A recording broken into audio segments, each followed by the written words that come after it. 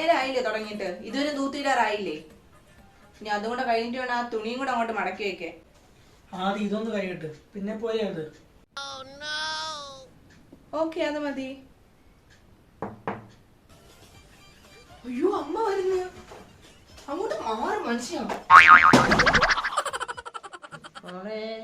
ആ അമ്മ വന്നോ? മോളെന്താ തൂക്കുന്ന? നമ്മളാരും സഹായിക്കാം അമ്മ. ഞാൻ ചെയ്യേണ്ട ജോലി ഞാൻ തന്നെ ചെയ്തല്ലേ പറ്റൂ. നീ എന്തിനാ അവിടെ കയറി ഇങ്ങനെ കിടക്കുന്നത്?